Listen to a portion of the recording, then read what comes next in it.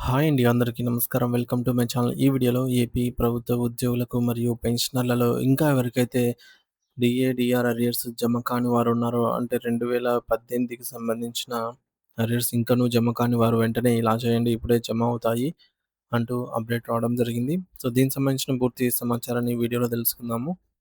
Video అయితే ఎక్కడే గాని స్కిప్ చేయకుండా ఎండ్ వరకు చూసేయండి. అప్పుడే ఇన్ఫర్మేషన్ పూర్తిగా అర్థమవుతుంది. అలాగే వీడియో చూస్తున్న ప్రతి ఒక్కరు వీడియోకి లైక్ చేయండి ఫ్రెండ్స్. ఈ వీడియోని తోటి ఉద్యోగ, పెన్షనర్ మిత్రులతో అయితే షేర్ చేయండి.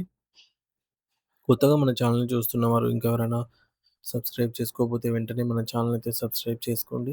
సబ్స్క్రైబ్ చేసుకోవడం వల్ల నేను చేసే ప్రతి ఒక్క వీడియో మీ వరకు రీచ్ అవుతుంది. ఇక ఆలస్యం చేయకుండా వివరాల్లోకైతే వెళ్ళిపోదాము. ఫ్రెండ్స్, ఇక విషయానికొచ్చినట్లయితే ఆంధ్రప్రదేశ్ రాష్ట్ర ప్రభుత్వ ఉద్యోగులు మరియు పెన్షనర్లకు సంబంధించి కరువు భత్యం డీఏ మరియు కరువు ఉపశమనం డీఆర్ బకాయిల అంశం ప్రస్తుతం రాష్ట్ర వ్యాప్తంగా చర్చనీయాంశంగా మారింది. ముఖ్యంగా పెన్షనర్లలో చాలామందికి అనేక సందేహాలున్నాయి. ఈ బకాయిలు ఎవరికి అందుతాయి? ఎవరికి రావు? అసలు సిఎఫ్ఎంఎస్ సైట్‌లో పే స్లిప్స్ ఎందుకు కనిపించడం లేదు? ఇలాంటి ప్రశ్నలకు సమాధానంగా మనం ఇప్పుడు ప్రతి విషయాన్ని అత్యంత వివరంగా మరియు లోతుగా తెలుసుకునే ప్రయత్నం చేద్దాం.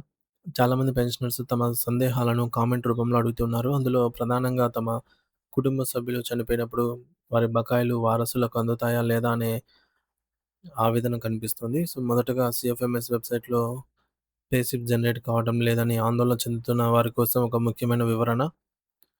ప్రభుత్వం ప్రస్తుతం కేవలం ఒక నిర్దిష్ట వర్గానికి మాత్రమే ఈ పే స్లిప్స్‌ని సిద్ధం చేస్తుంది. ఎవరైతే 2018 నాటికి రిటైర్ అయ్యి పెన్షన్‌ల జాబితాలో ఉన్నారో మరియు గతంలో అంటే 2026 షెడ్యూల్ ప్రకారం నాటికి అందాల్సిన 30 నెలల డీఆర్ బకాయిలను అందుకోలేదో వారికి మాత్రమే ఇప్పుడు సిస్టమ్ ద్వారా పే స్లిప్స్ ఆటోమేటిక్‌గా జనరేట్ అవుతున్నాయి.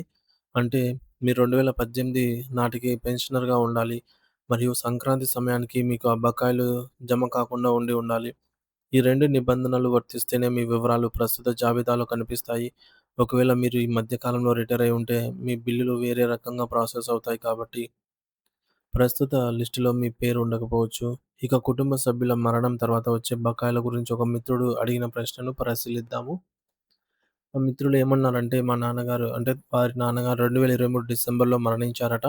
ఆయనకు రావాల్సిన 2018 జూలై నాటి డీఆర్ అరియర్స్ ఇప్పటికీ వారికి అందుతాయా లేవా అని అయితే అడిగారు. దీనికి సమాధానం ఏమిటంటే ఖచ్చితంగా అందుతాయండి.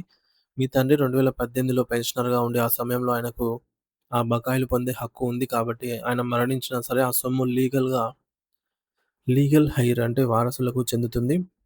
ఇప్పటికే మీకు ఫ్యూనరల్ చార్జెస్ అంటే అంత్యక్రియల ఖర్చులు, ఆదాయాలు అందాయంటే మీ వివరాలు ట్రెజరీ వద్ద వారసుడిగా నమోదై ఉన్నాయనే అర్థము. కాబట్టి మీ నాన్నగారికి రావాల్సిన పాత బకాయిలు కూడా మీ ఖాతాలోనే జమ అవుతాయి. దీనికోసం మీరు ఆందోళన చెందాల్సిన అవసరం లేదు. కానీ సంబంధిత ట్రెజరీ కార్యాలయంలో ఒకసారి సంప్రదించి ఆహ్, అడగడం మంచిది. అదేవిధంగా విశాఖపట్నం, సీతమ్మధార వంటి ప్రాంతాల్లో కొంతమందికి బకాయిలు పడలేదని ఫిర్యాదులొస్తున్నాయి. దీనికి ప్రధాన కారణం సాంకేతిక లోపాలు లేదా డేటా అప్డేషన్ సరిగ్గా జరగకపోవడం కావచ్చు. మరొక ముఖ్యమైన సందేహం ఏమిటంటే ఫ్యామిలీ పెన్షన్ తీసుకునే వారికి ఈ బకాయిలు వస్తాయా అని. సో, మీ నాన్నగారు 2018లో రిటైర్ అయ్యి, ఆయన జీవించి ఉన్న కాలంలో ఆ బకాయిలు ప్రభుత్వం ప్రకటించి ఉంటే అప్పుడు ఫ్యామిలీ పెన్షన్ తీసుకుంటున్న వారసులకు ఆ బకాయిలు ఖచ్చితంగా జమ అవుతాయి. ఎందుకంటే అది పెన్షనర్ తన సర్వీస్ కాలంలో సంపాదించుకున్న హక్కు. అది వారి కుటుంబానికి చెందాల్సిందే.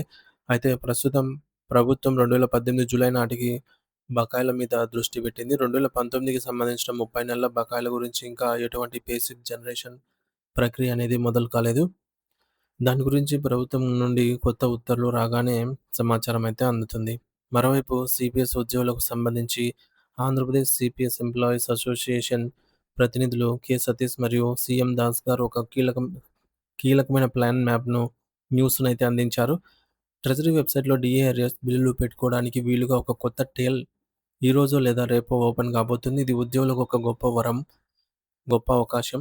గతంలో ఆగిపోయిన DA arrears, non trial certificates మరియు గత సంవత్సరపు బకాయిల బిల్లులను వెంటనే ఈ మేరకు సిద్ధంగా ఉన్నాయి. సో, వీరంతా కూడా సిద్ధంగా ఉండమని అయితే కోరారు.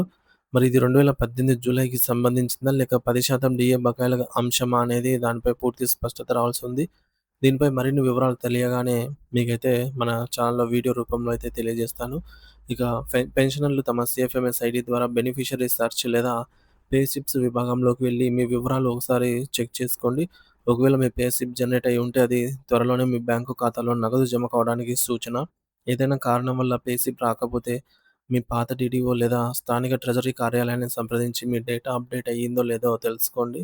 సరిచూసుకోండి. వృద్ధులైన పెన్షనర్లు మరియు మరణించిన ఉద్యోగుల కుటుంబాలకు సంబంధించి ఈ సమాచారం ఎంతో ఊరటనిస్తుంది అనేది ఆశిస్తూ ఉన్నాము. ప్రభుత్వ నిధుల విడుదల మరియు సాంకేతిక ప్రక్రియల వేగాన్ని బట్టి ఈ బకాయిలు వచ్చే వారం నుండి ఊపందుకునే అవకాశం స్పష్టంగా ఉంది.